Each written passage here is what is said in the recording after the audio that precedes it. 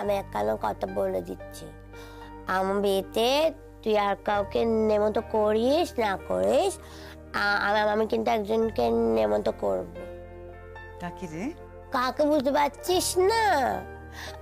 আমার বউকে। আগে দেখো মা, সে বউ তখন কোথায় থাকে তবে তো। কেন? আমার বউ ঠিক ছাড়া পেয়ে গেছে।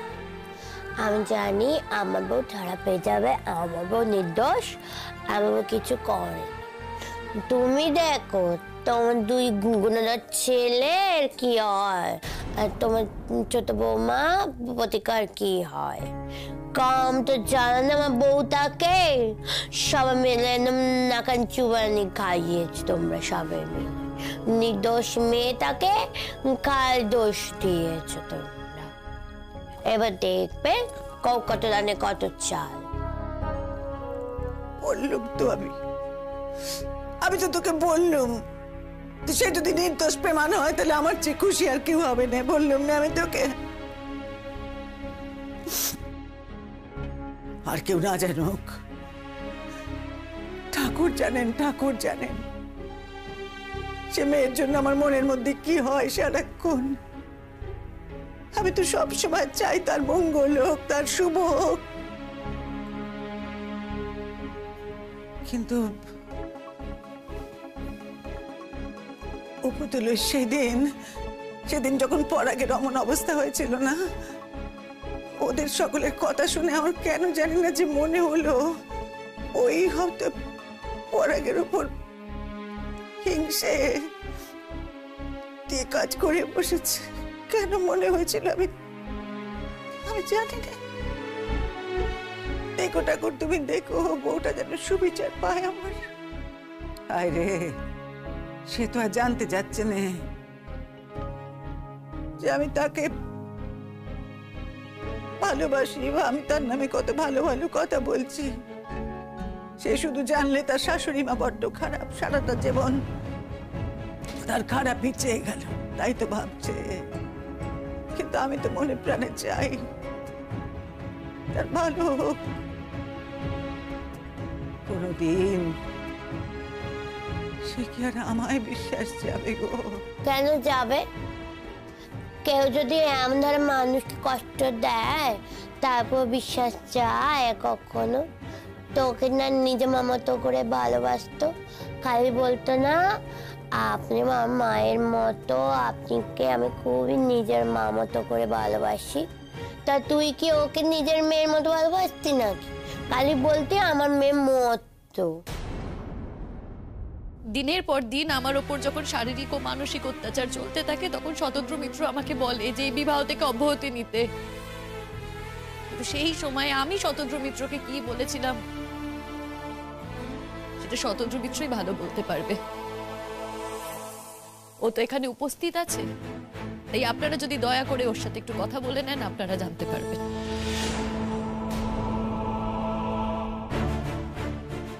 শতদ্রু বাবু, আপনি কি বলতে পারবেন উনি কি বলেছিলেন? হ্যাঁ স্যার, আমি সবটা পরিষ্কার বলতে পারবো। তাহলে আপনি উইটনেস বক্সে এসে বলুন।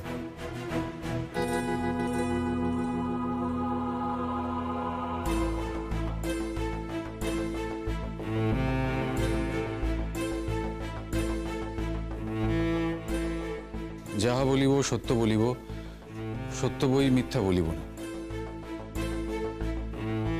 স্যার, শিমুল ব্যানার্জিকে আমি ভালোবাসতাম, ওর সাথে আমার সম্পর্ক ছিল। কিন্তু যেহেতু সেই সময় আমার চাকরি ছিল না, আমি ওকে 5 বছর অপেক্ষা করতে বলেছিলাম, যেটা ওর পক্ষে করা সম্ভব হয়নি। ওর পরিবার ওর বিয়ে দিয়ে দিয়েছিল এবং ও প্রপারলি সংসার করবে বলে আমার সাথে সমস্ত সম্পর্ক বিচ্ছিন্ন করে ঠিকভাবে সংসারটাই করছিল। কিন্তু ওর এই বিয়েটা সাকসেসফুল হয়নি। ওকে দৈনন্দিন প্রচুর অত্যাচার সহ্য করতে হচ্ছিল। ঘটনাচক্রে আমি কলকাতায় ফিরে আসি এবং ওদের লোক্যালিটিতে আমাকে মাঝে মাঝেই যেতে হয় কাজের সূত্রে। যেহেতু আমি ওদের পাড়ায় যেতাম কাজের সূত্রে, ওর উপরে যে দৈনন্দিন অত্যাচারটা হতো সেটা আমি চাক্ষুষ দেখার সুযোগ পেয়েছি স্যার। আর আমি ওকে বলেওছিলাম যে ওই সংসার থেকে ওর বেরিয়ে আসা উচিত, এই অন্যায় অত্যাচার সহ্য করা উচিত নয়। এবং আমি ওকে এটাও বলেছিলাম যে যদি দরকার পড়ে আমি ওর পাশে থাকব। কিন্তু ও তাতে উত্তর দিয়েছিল যে ও যখন বিয়ে করেছে সংসার করার জন্য বিয়ে করছে স্যার, সংসার ভাঙার জন্য নয়। তাও তারপরেও আমি অনেক চেষ্টা করেছি ওকে বোঝানোর, কিন্তু তারপরেও যখন ও বোঝেনি তখন আমার মনে হয়েছিল যে আমি ওদের সংসারের তৃতীয় ব্যক্তি হিসেবে থাকব। তবে শিমুলের হাজবেন্ড উনি আমার সাথে প্রতিনিয়ত যোগাযোগ রাখার চেষ্টা করেছেন, যোগাযোগ রেখেওছেন, এবং তখন চেষ্টা করেছিলেন যাতে আমি ওনাদের সাথে যোগাযোগ রাখি, ওনাদের বাড়িতে যাই, এবং উনি এমনভাবে কথা বলেছিলেন যে আমি ভুলে গেছিলাম যে ওনার উদ্দেশ্য কি হতে পারে। আমি সেটা বুঝতে পারিনি, উনি অন্তর থেকে ওই কথাগুলো বলেননি, পরে আমি সেটা বুঝতে পেরেছিলাম। ওনার ভাই পলাশ ব্যানার্জির বৌভাতের আগের দিন সন্ধ্যেবেলায় আমি ওনাদের বাড়িতে যাই, এবং সেদিন আমাকে ওনারা চোর প্রমাণ করতে চেয়েছিলেন। ওনারা এটা বলতে চেয়েছিলেন যে আমি নাকি পলাশ ব্যানার্জির স্ত্রীর সমস্ত গয়না চুরি করে সেটা পাচার করে দিতে চেয়েছিলাম, যাতে আমি আর শিমুল নতুন করে সংসার সাজাতে পারি সেই টাকায়। দেখুন স্যার, আমিও চাকরি করি আর শিমুল ব্যানার্জিও অল্প বিস্তর রোজগার করেন একটা কালচারাল গ্রুপের মাধ্যমে। আমাদের এই নোংরা কাজটা করার কোনো দরকার ছিল না। আর এটা প্রমাণও হয়ে গেছিল, যে প্রমাণ ম্যাডাম আপনাকে দিয়েও দিয়েছেন। ওই গয়নার ওপরে কার হাতের ছাপ ছিল সেটা আমরা সকলে জানি। যাকে এইটা আমার বলার কথা নয়, যেহেতু ম্যাডাম প্রমাণ দিয়েছেন, ম্যাডামই ডিল করবেন।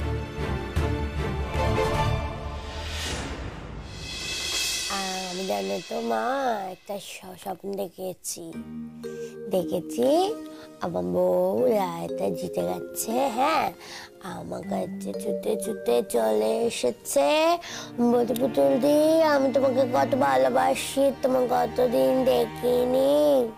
আমি তো ভেবেছি শিষ্যাকে বিপাশার বাড়িতে গিয়ে বলবো যে শিষ্যা বিপাশা আমার মামা বউটা ছাড়া পেয়ে গেলে আমার কাছে একটু নিয়ে আসিস, আর তোদের ফোন থেকে আমার ওটার সাথে একটু কথা বলিয়ে দিস। কতদিন কথা বলিনি আমি বউদের সাথে, একটু কথা বলবো। ও মা, বউকে তুমি ভারী ভালোবাসো না? ভালোবাসবো না?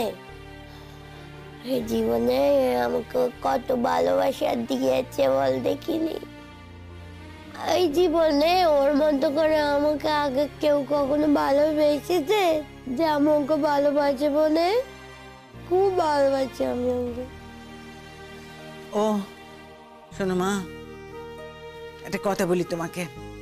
এই যে তুমি নাচছো নে শ্বশুর বাড়ি যাবো, শ্বশুর বাড়ি যাবো, সেখানে গিয়ে কিন্তু এমনটি করলে চলবে না।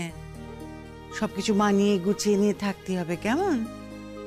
শোনো, ওই তুমি যে কথা শোনো নে, তুমি যে পড়াশোনা করতে চাও নে, দুষ্টুমি করো, এসব কিন্তু ওখানে চলবে না একদম। ওই তোমার যে স্যার আছেন, তিনি তো সে বাড়িতে একা নন, আরো লোকজন তো আছে সে বাড়িতে। মা, উনি তারাই বা তোমাকে মেনে নেবে কেন বলো দেখি? হ্যাঁ, প্রথম কেউ কিন্তু মানতে চাইবে না, কিন্তু তারপর তোমার ভালো ব্যবহার দিয়ে, তোমার গুণ দিয়ে তাদেরকে জয় করতে হবে। তো ভালোবাসা আদায় করে নিতে হবে মা গো, কেমন? শোনো, কখনো যদি কাউকে তোমার ভালো না লাগে তাহলে কিন্তু হট করে আমার মুখের সামনে বলবে না, ঠিক আছে? মনের মধ্যে চেপে রেখে দেবে। না বাপু, আমি অমন দ্বারা মানুষ নই, আমি ওইসব কিছু করতেই পারবো না। মনে তোনে আমি চেপে রাখতে পারবো না। যাকে আমার ভালো লাগবে তাকে আমি বলবো আমি তোমাকে খুবই ভালোবাসি, আর যাকে পছন্দ হবে না তাকে মুড়ো ঝাঁটা মেরে দেবো মুখে। ও, এখন থেকে এই সমস্ত মাথার মধ্যে ঘুরছে বুঝি? হ্যাঁ, বলুম না আমি শ্বশুর বাড়িতে গিয়ে সবকিছু মানিয়ে নিতে হয়, বললুম না? কি লাভ মানিয়ে চলে, কি লাভ? আমার বাড়ির বউটাও তো কত মানিয়ে চলেছিল। আমার শিমুল, ও তো সবাইকে কত ভালোবাসতো, কত মানিয়ে গুছিয়ে তুলতো, তাতে কি লাভ হলো? সেই তো ওকে তোরা দোষী করলি, আর ওকে এখন শাস্তি পেতে হচ্ছে, তাই না? তার থেকে বড় আমি যেটা মনে আসবে সেটাই আমি বলে দেবো, আমি কিছু চেপে রাখতে পারবো না, ব্যাস। আমি শুধু এটুকু বলতে চাই স্যার, যখন শিমুল আর শিমুলের হাজবেন্ড ডিসাইড করে ওরা ডিভোর্স করবে, আমি শিমুলকে বলেছিলাম যে আমি এখনো ওর জন্য অপেক্ষা করছি। তারপরেও শিমুল যখন রিজেক্ট করে তখন শিমুলের উপরে রেগে গিয়ে আমি আমার বিয়ে ঠিক করে নিই। কিন্তু তারপর যখন শিমুল এই ঝামেলায় পড়ে নির্দোষ হওয়া সত্ত্বেও, আমার তখন মনে হয়েছিল যে শিমুলের ওপরে রাগ করে সংসার বিয়ে এসব করার থেকে আমার শিমুলকে বাঁচানোটা বেশি ইম্পর্টেন্ট। আর সেই জন্য ওর এই লড়াইয়ে আমি ওর পাশে থাকবো বলে, ওর সাথে একসাথে লড়বো বলে আমি আমার বিয়েটা ভেঙে দিই স্যার। দেখুন, শিমুলের সাথে আমার সম্পর্ক হোক বা না হোক, ওর সাথে আমার বিয়ে হোক বা না হোক, আমি সারা জীবন ওর বন্ধু থাকবো। আর আমি জানি স্যার, আমি ফিউচারে বিপদে পড়লে ও যেরকম ঝাঁপিয়ে পড়বে, ও বিপদে পড়লে আমিও ঝাঁপিয়ে পড়ব।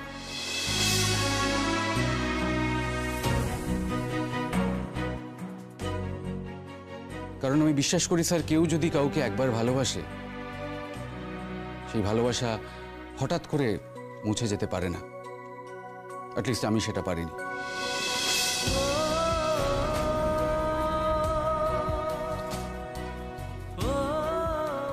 তাই আদালতে দাঁড়িয়ে আমার এটা বলতে কোনো দ্বিধা নেই যে শিমুল ব্যানার্জিকে আমি ভালোবাসি।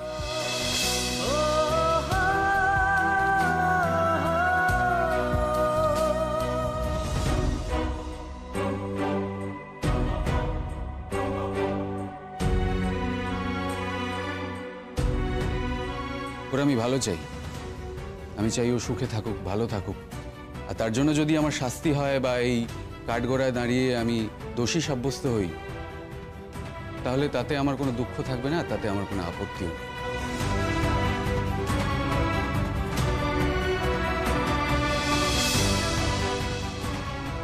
আপনার সব কথা শুনেছি, এরপরে বিচারের রায় ঘোষণা হবে, তারিখ জানিয়ে দেওয়া হবে।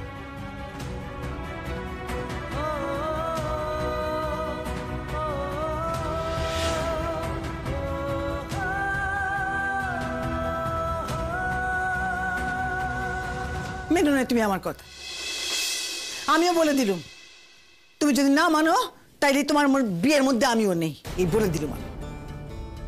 আশ্চর্য কথা। আমা দেখো, অমা অমা করো নে, বাড়িতে একই অশান্তি চলছে। তারপর যদি তুমি আমার কথা না শোনো, তাদের বাড়িতে গিয়ে অশান্তি হবে, তারা তখন এখানে এসে নামিয়ে দিয়ে যাবে। আমি কিন্তু পারবো না নিতে, আমি বলে দিলাম বারবার।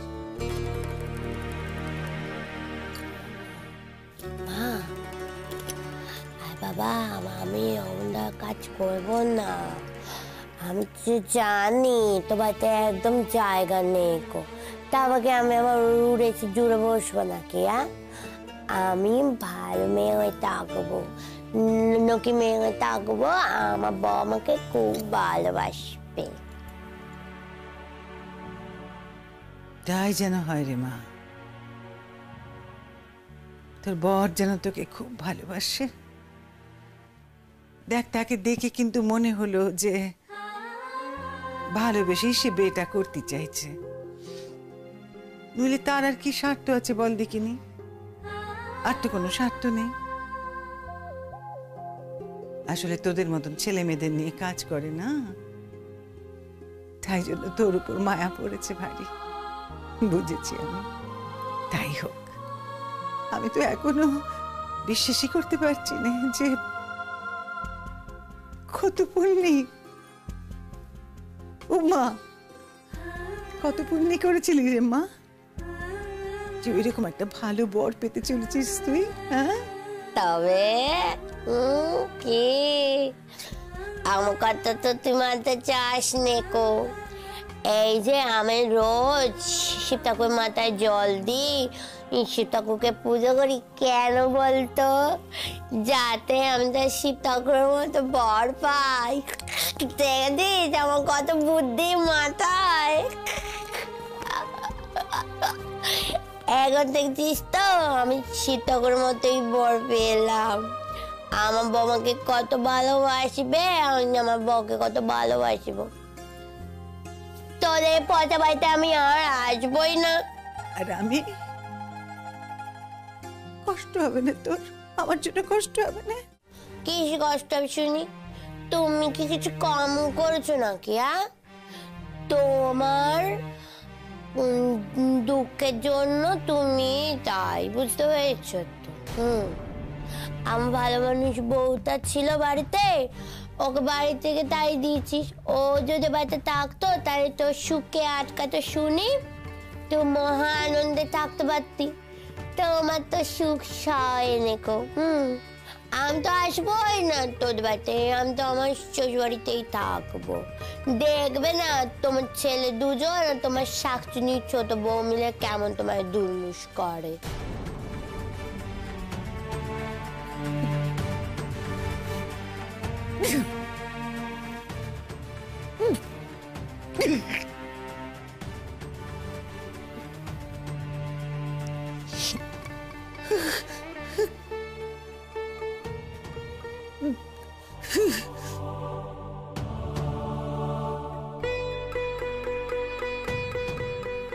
কাঁদছিস কেন হলো?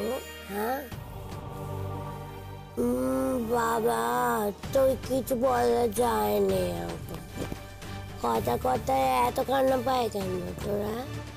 এমন মনে হয় যেন চোখের কাছে কল্পিত করা আছে, এমন করে কাঁদতে আছে নাকি? কাঁদিস না লো, এমন করে কাঁদতে নেই, কালকে দেই চলেছে, কথা কথা খালি কান্না পায়। মা কাঁদিস না রে, বল আমাকে, বল কি হয়েছে বল আমাকে, বল আমাকে বল।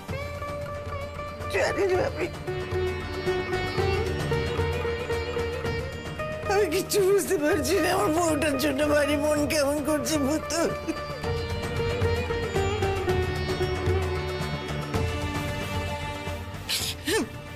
কাঁদিস না মন করে, এখন তোমার বউয়ের জন্য মন কেমন করছে? কাল যখন মিতা রায় বেরোবে, যদি মিতা পক্ষে রানা যায় কি হবে? সারা জীবন মিতাকে বিনা দোষী জেল কাটতে হবে। তার জন্য তুই না থাকবি, তুই না থাকবি তার জন্য। কে বলেছিল ওখানে কি বলে আসতে আদালতে? যে বমিজ খাইয়েছে। তুমি কেন সাক্ষী নিয়েছো তোমার ছেলেদের হয়ে? তুমি যদি বলতে যে না আমার বৌমা মন কাজ করতে পারেনি, তাহলে কতটা সোজা হয়ে যেত ব্যাপারখানা। তা তুমি করোনি, তুমি তো আমার দ্বারা মানুষ নও। তুমি কাজে ওই সাক্ষী দিয়ে এসেছ তোমার কুলাঙ্গার ছেলেদের হয়ে, যারা তোমাকে সহ্য করতে পারে রে, তোমার দু চোখে দেখতে পারে রে। দাঁড়া দেখো না এবার তোমার কি হয়, দেখো। ভুল করেছিলাম রে পুতুল, আমি তো ভুলই করেছিলাম। দেখ না মা, দেখ না, আমি তোকে কত কথা বলি না, অবুদা বলি, বোকা বলি, অথচ দেখ একবার আমার নিজের তো দেখি সে বুদ্ধিটুকু হয়নি। কি করলি আমি? ছেলেদের মুখ দেখে আমার মন গলে গেল। তারা এখন কি করছে? বউ আমাদের জন্য যেটুকু জোগাড় করে দিয়ে গেছিল তারা তো সেটুকু নিয়ে নিয়েছে। সব কাজ মিটে গেছে না তাদের? সব কাজ মিটে গেছে। এবার তাদের যার যার রূপ পেরিয়ে পড়েছে, সব পেরিয়ে পড়েছে গো। কাল সারাটা রাত্রির আমি ঠাকুরের কাছে প্রার্থনা করেছি পুতুল, আমার বউয়ের যেন মঙ্গল হয়, সে যেন নির্দোষ প্রেমান হয়ে ওই জেল থেকে বেরিয়ে আসতে পারে। আমার কোনো স্বার্থে নয়, এটা বিশ্বাস করবি না কিনা জানি না, আমার কোনো স্বার্থে নয়। সে তার নিজের জীবনে যেন সুখী হতে পারে। ঠাকুর তুমি দেখো, বিনা দোষে তাকে তুমি শাস্তি দিও না কখনো। ভালো করো তার ঠাকুর, তুমি বইয়ের ভালো করো, তার যেন কোনো